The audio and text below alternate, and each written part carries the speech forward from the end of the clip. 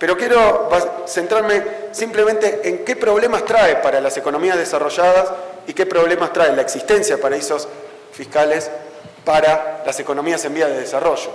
Obviamente ya lo han comentado quienes me antecedieron en la palabra, es mucho más complejo por la debilidad en términos relativos de los estados pequeños y periféricos abordar esta cuestión y combatirla.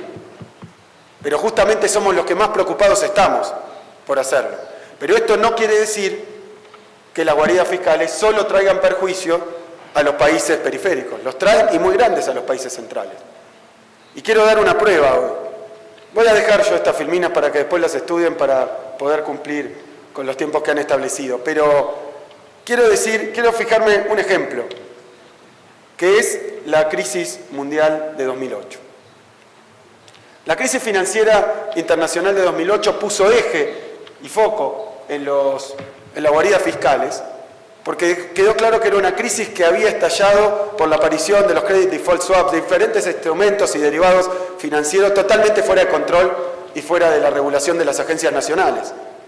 De forma tal que esa proliferación de activos, después, cuando explotó esa burbuja, llegó a arrastrar a nada menos que la economía norteamericana. Luego la crisis se trasladó a la economía europea y ahora se está trasladando desde hace 2 años muy fuerte a las economías en vías de desarrollo a través del canal financiero y el canal comercial por la caída de los precios de las commodities. Conclusión, la crisis no terminó, se está desplazando y hoy está cayendo con rigor sobre los países más débiles y más vulnerables en términos de su población de todo el mundo. Así que sigue siendo un problema. Pero quiero hablar de la solución a la crisis. Recordarán ustedes que los países centrales, empezando por Estados Unidos, comenzó con un plan que yo llamaría de salvataje de su sistema financiero. Lo dijo claramente el presidente de la Reserva Federal, lo dijo también quien era presidente cuando se inicia el primer quantitative ease, que era George Bush todavía. Lo ha dicho que habían comprendido el mensaje de Milton Friedman en la crisis del 30 y que entonces no iban a dejar caer los bancos. Y efectivamente lo hicieron, porque esto es la hoja de balance de la Reserva Federal de Estados Unidos. Ha sido el experimento monetarista más grande de la historia y ha sido la inversión de gasto fiscal, de gasto público más grande de la historia de la humanidad para salir de la crisis de 2008, de la que no salimos. Pero se focalizó, con algunas excepciones, específicamente en medidas de intervención de política monetaria. La llamaron no convencional. El reemplazo de activos de los bancos privados. Los activos tóxicos los absorbió el público, el pueblo norteamericano, y a cambio de eso se les cubrió la hoja de balance a los bancos privados. Pero cuando uno mira la magnitud, voy a fijarme, tengo hecho el estudio para también el QE1 y el QE3, pero para el Quantitative Ease 2. Fue una ayuda de 589.000 millones de dólares. Multiplica el New Deal, que consistió en la compra de activos de bancos privados, de instituciones privadas. 584.000 millones de dólares es el crecimiento de los depósitos de los bancos en la Reserva Federal y 800.000 millones de dólares es el crecimiento de las reservas por encima de los requerimientos legales de los bancos comerciales. Ahora, ¿dónde está esa plata? ¿Dónde está ese dinero? Toda esa ayuda. ¿A dónde fue? ¿Cuál era la intención? Salvar a los bancos, bajar la tasa de interés y que la tasa de interés más baja permitiera un boom de inversión privada que diera lugar a la reactivación. No se dio. Hay algo que Keynes llamó en su momento trampa de liquidez. Pero aquí hay una trampa de liquidez acentuada por la existencia de una normativa financiera internacional deficiente, particularmente las guaridas fiscales. 85% de esos recursos, de los 800.000, fueron a bancos extranjeros y 500.000 millones de dólares fue el crecimiento de los depósitos en cuentas offshore. A través de una legislación deficiente, permeable, de falta de regulación, ese dinero del contribuyente se escabulló hacia los paraísos fiscales y desapareció. Y esto le pasó a todas las economías, o sea, los paraísos fiscales que habían sido un resorte central de la crisis de 2008 se convirtieron en la principal traba para que las políticas de salvataje de las economías fueran efectivas. Y entonces no se dio el boom de inversión, lo que nos pasa a los países en vías de desarrollo. Los esfuerzos monetarios y fiscales del Estado muchas veces terminan en manos de bancos o compañías privadas que lo fugan a través de la fuga de capitales por esa enorme autopista para la fuga de capitales, más allá de la tributación, que son las guaridas fiscales a escala internacional. Es un problema de tremenda vigencia. Le quita al Estado poder de recaudación, pero le quita también, a través del poder de recaudación, eficiencia y capacidad, espacio fiscal para su política expansiva, pero le quita también potencia a su política monetaria y a su política financiera y a la política crediticia. Es decir, el hecho de que se hayan usado estos instrumentos para estafar a los países hace que incluso la acción del Estado sea menos eficiente y menos efectiva. En los países en vías de desarrollo, este problema obviamente es mucho peor, porque los estados son menos débiles, tienen menos capacidad de control interno, tienen menos capacidad de policía, por tanto, mucho más tienen una deficiencia para impedir que los recursos producidos en el país, que las ganancias obtenidas en el país, tributen en el país. Y no solo tributen en el país, permanezcan en el país de forma tal que alimenten su proceso de crecimiento. Los países de Latinoamérica han tenido tasas de rentabilidad en su sector privado altísimas y las tasas de inversión privada no reaccionaron de la misma manera. ¿Por qué? Porque los paraísos fiscales no solo sirven para que los recursos salgan del flujo de ahorro e inversión nacional y no tributen, sino que dan posibilidades de rentabilidad ficticias y mayores probablemente que cualquier proyecto de inversión a largo plazo en un país emergente. ¿Qué quiero decir con esto? Que el dinero no se va a los paraísos fiscales solo para no pagar impuestos, se va para entrar en el sistema de especulación que no paga impuestos. Porque los hedge funds y los fondos buitres tienen todo sede en los paraísos fiscales. Es decir, que nos estamos enfrentando al segmento más poderoso del sector más poderoso del sistema globalizado mundial, que son las finanzas internacionales y los fondos especulativos.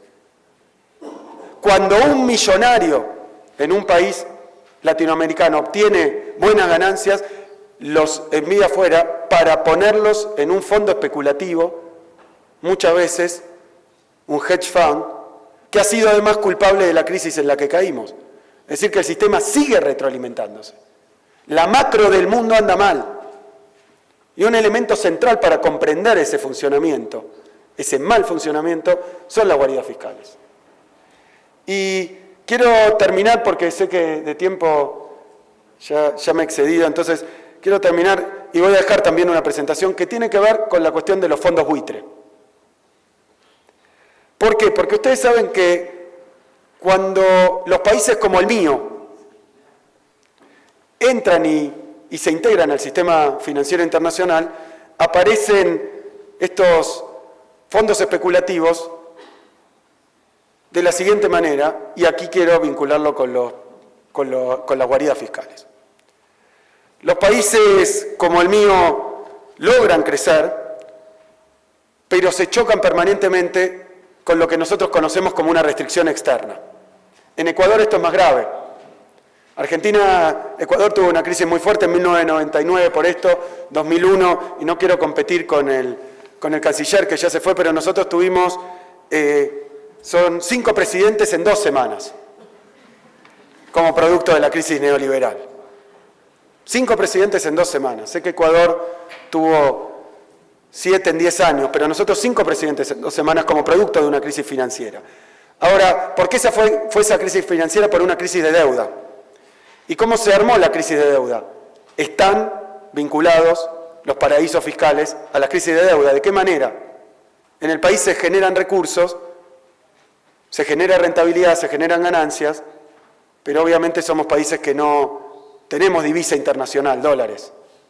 Entonces el país tiene que acceder a través del comercio o a través del sistema financiero a esos dólares internacionales. Pero buena parte de esos dólares se van por el camino de la fuga de capitales. Es decir, que a los problemas normales del desarrollo, por la balanza comercial, se suma la fuga de capitales que incrementa y hace mucho más incierto el proceso de desarrollo en nuestros países, le da inestabilidad. ¿Y cómo respondemos a la fuga de capitales en nuestros países? Recurriendo al sistema financiero internacional, tomando deuda externa. Y esa deuda externa se va incrementando, pero buena parte de los recursos que entran por la deuda no van ni a la inversión, ni a la obra pública, ni al crecimiento, ni a la distribución del ingreso. Se van por el canal de la fuga de capitales. ¿Cómo? A través de las guaridas fiscales. Son uno de los principales enemigos de los países en desarrollo, las guaridas fiscales. Y entonces hay que recurrir a más deuda. Eso fue el neoliberalismo en nuestro país. Tomar deuda, la deuda se fuga, el producto de la deuda se fuga y hay que tomar más deuda hasta que la deuda estalla en 1000 pedazos. Y ahí están los paraísos fiscales. Pero aparece el otro problema. Cuando estalla la deuda, hay que entrar a procesos de reestructuración de esa deuda. Y en los procesos de reestructuración de esa deuda, otro cáncer del sistema financiero, como son los fondos buitres, empiezan a asediar a los países para obtener ganancias extraordinarias. Argentina tuvo ese problema, los dos. El neoliberalismo, la fuga de capitales, las guaridas fiscales, la deuda externa, la reestructuración exitosa y después el ataque de los fondos buitres.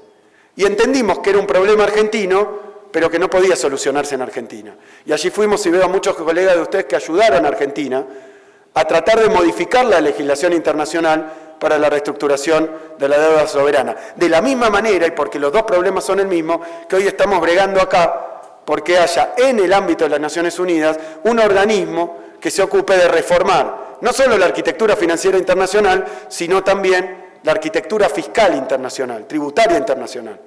Si el mundo es global, la recaudación tiene que tener bases legales a nivel global. Es muy fácil de comprender, pero hay resistencias y quería hablar de esto.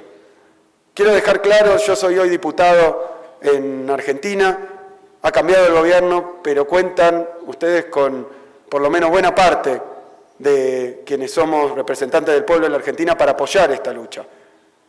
Pero quiero decir que cuando esto llegó a las Naciones Unidas, y esto se convirtió en un comité especial que adoptó 9 principios para la reestructuración de las deudas soberanas, por primera vez una ley internacional para la reestructuración de deudas soberanas, como tiene que haber una ley tributaria internacional más clara que impida la existencia de guaridas fiscales, conseguimos un enorme apoyo.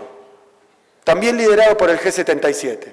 Cuando fuimos a la votación hubo 136 votos positivos, hoy esto es una norma de las Naciones Unidas, pero hubo también 41 abstenciones y 6 votos negativos. Los votos negativos no vienen de las Islas Caimanes, de Panamá, de las pequeñas naciones que no tienen relevancia. ¿Quién se va a oponer a los fondos buitres? ¿Quién se va a oponer a las guaridas fiscales?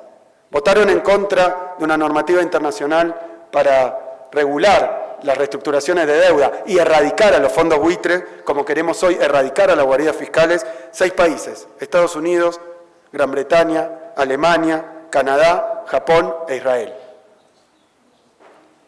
Yo creo que este es el inconveniente y quería dejar esta enseñanza que vamos a tener en adelante. Luchar contra los paraísos fiscales no es oponerse a pequeños estados insulares que cubren el mundo. No son esas 60 jurisdicciones el problema. El problema está en que se trata de apéndices del sistema financiero internacional que funciona en los países centrales y que usa a las guaridas fiscales como una parte de su propio mecanismo para hacer el trabajo sucio de evasión fiscal, de manejo de activos, de ganancias sin control que necesita el sistema de especulación en su conjunto. Muchísimas gracias.